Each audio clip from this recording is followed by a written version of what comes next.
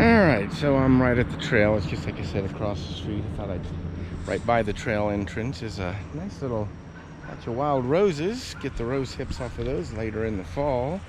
And here, even right here, is just a little patch of wild raspberries. Really only one that's ready. Now, of course, you could tell the difference between raspberries and blackberries because raspberries get that little hollow pit there whenever you pick them. Blackberries, they don't have that little hole, so. But one thing I don't like is the pits getting in your teeth, but still good. And then this is the trail that goes back here behind this gas. I don't know what you call it, a gas, natural gas place. Here we got some more wild raspberries. Like I said, they're just starting right now, so. Oh, there's a nice dark ripe one right there. Oh, look at that. Now I'm kind of lucky because I got these everywhere around here. Oh my goodness, there are so many raspberries and blackberry plants, but this time of year is really good for them. You see, there's even some more right there. Got some nice greenbrier growing there. No ripe ones quite yet here. A lot of these wild roses have already gone to hip. Tiny little things, but good for vitamin C. So, I mean, look at all these. These are probably the pink variety. Those other ones were the red. And, oh, looky here. We got a little honeysuckle. Can't really smell them. I mean, there's only a few, and there's a couple more back there. But, I love walking down the trails and getting that nice big whiff of honeysuckle.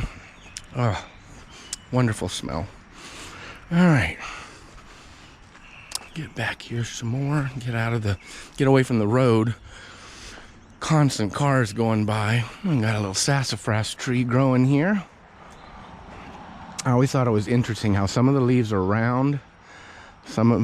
Most of them are like 3-lobed, and some of them only have 2 lobes, which I don't see any 2 lobes. They're a little rarer, I guess. But that's a 3-lobe.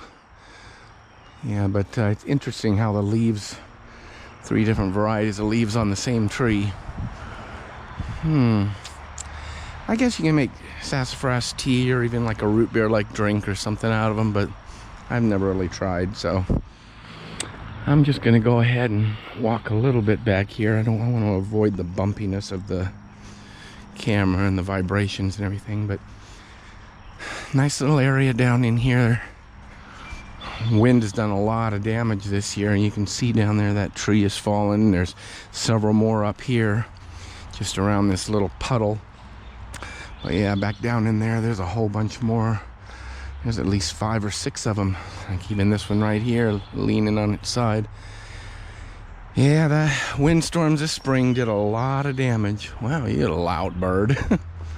But yeah, it's really nice because this trail is just right across the street from me, and it's a patch of woods that's probably I would have to guess it's a couple hundred acres, and it's not posted anywhere on the borders, no trespassing or anything, so I'm assuming it's okay to be out here.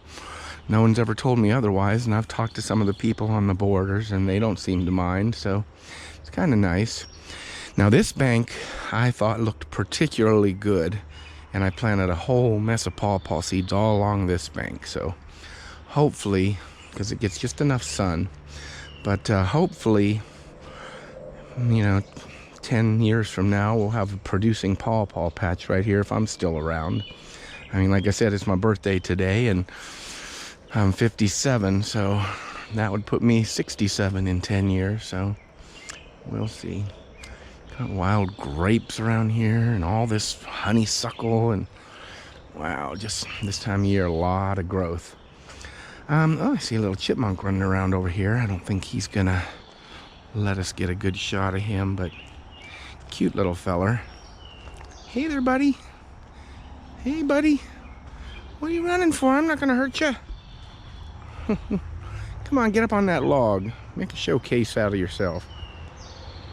Yeah, well, he's a little shy, but I even have them on my property, and yeah, they tear my garden up a little bit, but they don't usually disturb the plants. They just like to dig in the dirt and bury things for some reason. So, yeah, like I said, I'm just going to take a little walk down the path here, but to avoid the bumpiness, I'm just going to be turning it off and on, and I'll turn it back on when we get to some interesting things, you know. Well, of course, I find almost everything interesting, like these ferns. Not sure if that's a Christmas tree fern or a bracken. I don't think it's a bracken fern. But there's several different varieties and types back here. Ferns are one of my favorite for some reason. But I like a lot of wild roses, and you gotta watch walking through them. Try to stick to the main trail. All right, I'll turn it back on in a bit. Okay, let's make sure we're running here. Yep. And one of the first things on this little bit of a trail that I've noticed is this, there's a bunch of these sinkholes here. And this one goes down pretty deep. I mean, I know you can't see back down in there, but it goes at least 4 or 5 feet that I can see. And then it goes into shadows. So I don't know if there's a old mine shaft around here with some mine subsidence, because there's a whole bunch of them all back in these woods I've come across. And they're all similar to this. And I mean, it could be that they're connected to the Laurel Caverns just up the mountain. I mean, I'm not really sure, so, you know, I don't know. One day maybe I'll figure it out. Oh, here's some other kind of ferns. These are kind of like the sword ferns back in California, the West Coast that I'm used to, but I don't think that's what these are. See, there's a different kind of fern growing right next to it. I love these ferns. I have some on my property, but not very many. Oh, and then of course we've got our greenbrier, which I love to nibble on so much. It's kind of like past nibbling time, though. They're kind of hard and woody and taste even more sour than before, so I'm just going to leave them alone today. And then this plant, someone told me after I took a picture and posted it on Facebook that this is a wild Japanese invasive variety of honeysuckle. But it really doesn't look a lot like our native honeysuckle. It's more of a shrub or bush, while our native honeysuckle is a vine. In fact, our native honeysuckle will just climb up a tree and it'll take over the whole thing. So, yeah, but whatever these are, it's got these pretty little red berries that are soft and squishy, and I don't see anything eating those. Maybe I'll do a little more research on that, but just wanted to show you that sinkhole because it's definitely a interesting feature that I've noticed a lot of in this area. And like I said, whether it's mine subsidence or connection to the caverns, who knows. But all right, I'm going to take us down to the end of this trail here to where we get to a kind of a different environment. So, all right, yep, running again. Now we're right at the crossroads corner thing here, where the open area, like a plains area, meets. That's where I came from, right there. But it kind of opens up, and it's a real rocky, sandy area. So we see a lot of different species than I normally see around here. And like, oh, see, here's more of that honeysuckle just everywhere. It's kind of too wet. It just rained last night, so I guess that kind of, you know, dulled some of the scent. But usually I walk through here and that's all you smell is that awesome, amazing honeysuckle smell, and I love it. Nice little flower. Not sure what this is. Maybe Queen Anne's lace. I don't know, the flowers look a little big, and nice fern-like foliage. Queen Anne's lace is a member of the carrot family, of course. Oh, we got some nice red clover here. Red clover growing. That's tasty stuff too when you get it at the right time. But you can see it starts opening up out here, and we got a whole bunch of different kind of terrain. I mean, it's most of Pennsylvania is all the same kind of habitat. You can drive miles and miles and miles and never come across anything different but the regular mix of forest. I mean, there are subtle differences, you know, like ratios change, but it's generally the same kind of forest. And here's some butterfly bush, member of the milkweed family, and just love how pretty this stuff is. Yeah, it's good for attracting butterflies. And I had some growing on my property once, but then it never came back. But like I said, it gets all open, and this little patch is kind of different than most of the stuff I see around here, which I really appreciate since it's especially right next to my home. And it's just chock full of wildlife. You can see deer tracks right here. They're everywhere. There's a lot of babies this year. See a little baby print right there. And yeah, they're all through here. I've seen wild turkeys. I've seen fox. Of course, the chipmunk we just saw. Groundhogs, you know, just all kinds of different hawks and everything like that. There's a trail goes back into the woods with a nice little red maple, I think there. Could be a sugar maple. But here's a plant that I've noticed this year specifically, and there's quite a few around here because I always look for pawpaws, but this is definitely not a pawpaw. It caught my eye because it has similar leaves. But I don't really know what this tree is. It's got the alternating leaves. The bark looks kind of grayish like a pawpaw, but it's not. But the interesting thing is it's got these, on the tips of these branches, it's got these flower nodes, which haven't even, they're just now starting to show. They're not even bloomed yet, which is kind of late for this time of year. So I'm thinking that these may be sourwood trees. I'll have to check on that because apparently they don't get very big, and they have these like little things like this. So I'll have to wait till it blooms and get a better idea. I'll have to just come back and keep checking on it. But there's a lot of them around here. This one's a small one. I think the biggest one I've seen, here's another one right here. Yeah, I think the biggest one that I've seen is probably around 30 feet high. Kind of as big as one of those bigger trees right there in front of me, which is a black locust, and behind it some sycamores. And then we're starting to get into what I believe are aspens and possibly beech mixed in, because they tend to like these more open. I think that's a big tooth aspen that's got really big leaves. Yeah, so, and they grow in clones, so you usually get a whole bunch of them all in one area. Here's one of the first ones right here. Like I said, fairly big leaf, I think, for an aspen. Well, for around here at least. I know back on the west coast where I'm from, they're just, you know, a lot of them in certain areas. Another little sumac, another red maple. A little cherry tree started here. Yeah, so a nice little, looks like a red oak, maybe a pin oak. Its leaves are kind of broad for a pin oak, but you know, who knows at the young stage. Yeah, like I said, a lot of these, and now see, I think that's a beech tree right there, the one with the whiter bark. Here's a closer example right here. And notice how the leaves are smaller. Yeah, I think this is a beech tree, and the bark is kind of whitish gray. So, like I said, always studying, always trying to learn more. Another little butterfly bush there, and who knows what this is. This is a common milkweed, I believe. It's not fully flowered yet. But yeah, all these are coming in, all these aspens and beeches. Yeah, so all right, we're gonna take a little bit more stroll down here. People in their garbage. Good God, that just pisses me off. A lot of Japanese knotweed over here, an invasive variety, an invasive plant that actually edible, but not at this late stage. It's young shoots and stuff you can eat. Not really too much to my taste, even though I have some growing on my property, which I try to keep under control. But yeah, and we got a nice little shingle oak over here started. Yeah, just all, I don't know what these bushes are.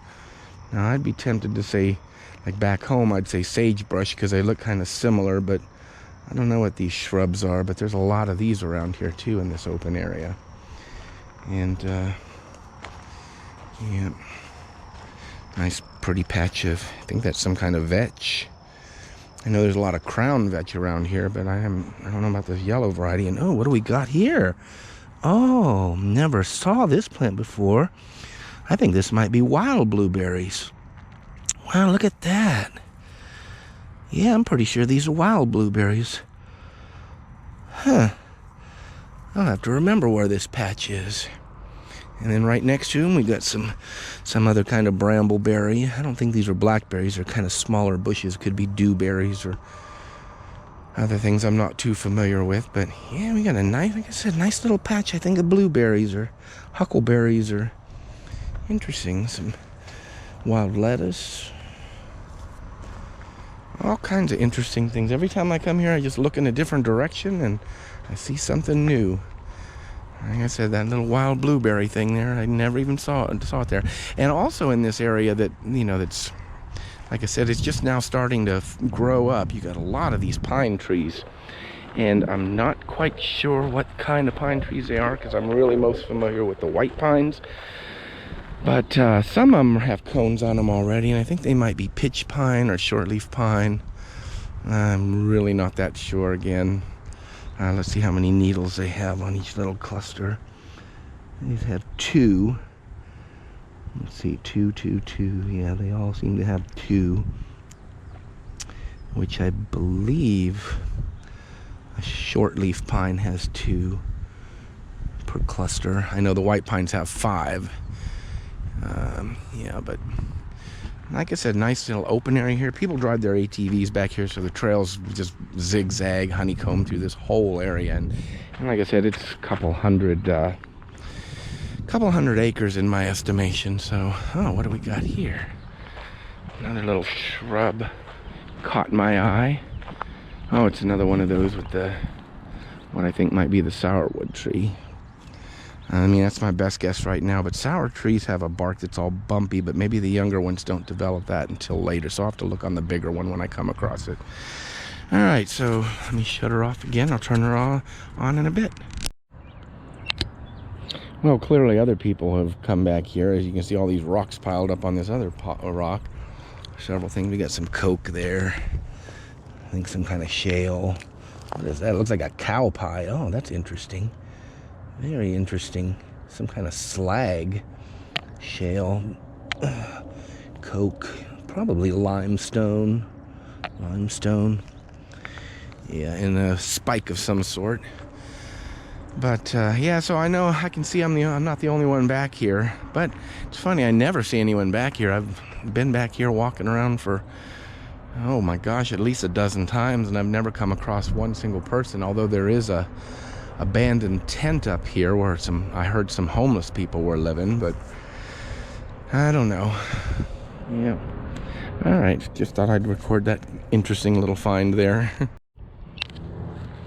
All right, look, I found some more of those blueberries or huckleberries, or maybe even some kind of currant. Dare I try it? See what it tastes like? This one's ripe. I'll try it and probably spit it out. Let's see. A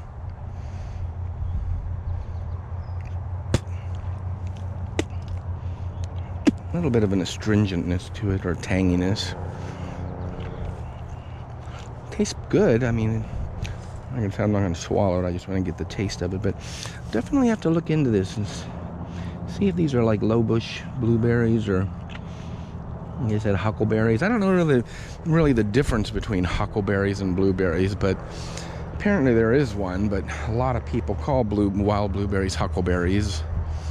So I'm not sure.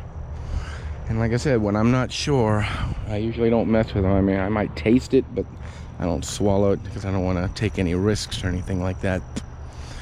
But besides, there's plenty of stuff that I do know for certain that I don't have to put myself at risk with.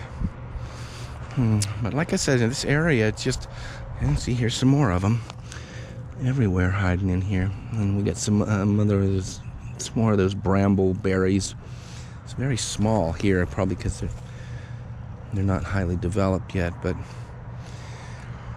and they're everywhere here, and these are barely even starting to get ripe, but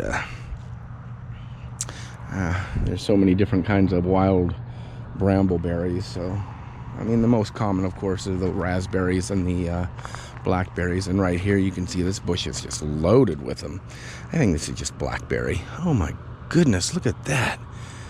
This thing is just totally loaded with them, but unfortunately they're not very good quality. They've only got like a few little fruiting bodies to them. They're not like those big plump ones you find in the grocery stores. And here we got a couple getting red already.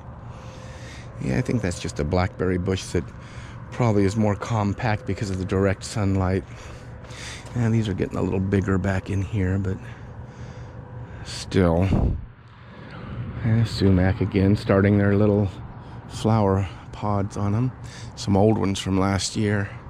And I've been meaning to try making some of that sumac tea from that berry pods. Say it's like lemonade. Here's a pin oak for sure. Definitely. I like the pin oaks. Like I said, a lot of Japanese knotweed everywhere. Ugh, terrible. Oh, that poor little shingle oak tree's not doing too good. And then here's a bigger one of those pines with the, like I said, that has cones on it. Now, as I can see, it's got 2 needles per cluster. So, like I said, it might be a short leaf. Let's look at the bark. I'll have to check into this, but it's got a red scaly bark. Red to brown. Brownish. And the cones are directly on the stems, not at the tips like the white pine has. And we got a lot new forming this year. Yeah, so I'll have to check into that and see exactly what kind of pine that is. Of course, you know, from the West Coast, I'm used to the big giant redwoods and sequoias and sugar pines. Those are huge. And more of that yellow vetch. Another little birch, I believe. That one's got reddish bark. Maybe there's yellow birch and black birch back here. Nice little red maple. Another one of those, what I think might be sourwood trees, but yeah. All right, heading on. All right, I've reached a spot where there's a nice big open area here. Hopefully it'll stay a little plain like this. Some of the trees are starting to get, and some of them are pretty big. Got this big ass monstrosity of a machine, which I don't know what it does. It's humming and thrumming, so they got it going. But what caught my eye here is this one little tree. It looks like some kind of fruit tree. I mean, this looks kind of like a peach or an almond. I'm not quite sure what this is. But yeah, it doesn't have any flowers or fruits on it, but maybe it's some kind of willow or something. I don't know, but I don't know, it just kind of stood out to me. Have to keep an eye on this one too. And we got this weird scraggly shrubby bush, which I don't know so much that I don't know. Oh, it's crabapple, I do believe. Looks like it. Yep, sure enough, there's a little crabapple right there. Huh, what do you know? There's another one over here. Alright, I thought it was a crabapple, the thorny points there. Yeah, looks like it's been struggling out here for a while, but it's got its little fruits that it's producing. And I know back in the colonial days, crab apples were more popular for making jellies and sauces and stuff like that, but me personally, I don't really like apples. I mean, I don't dislike them, but they're definitely not my first choice.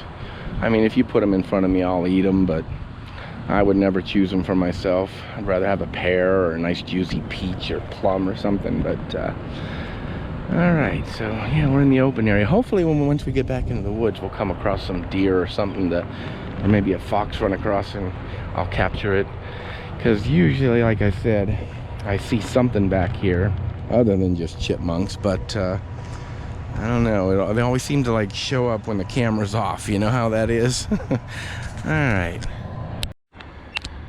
All right, we got just getting out of the open area back behind me. A lot of sycamores all growing up and sprouting around here, so 10-20 years from now, a lot of this is not going to be quite as open as it was. And oh, got a little frog jumping in there. But oh, that was a big frog. Wonder what kind that was. Don't think it was a bullfrog, but maybe a green frog. This pretty much has water in it year round. I see pollywogs swimming around. And a lot of animals come here because I see the tracks all around. Coon, possum, deer, of course. So this is a water source for a lot of the wildlife here, and probably one of the reasons why there's so much wildlife back in here. A lot of plantain right here in this open, disturbed area. Clearly people go through here with their ATVs all the time. Stir the water up, make it murky, muddy. I've never seen it clear, so people must come back here pretty often. But I've seen rabbits back here drinking from the pool, and yeah, so... Oh, wow, look at that, a nice beech tree. Didn't even notice, or not, yeah, a beech tree. Oh, God, that damn big frogs made me jump. But yeah, that's the first actual beech, birch. The other ones back there that I think I said were beech, I think those were birch. Yeah, it's like, gets confusing, beech, birch.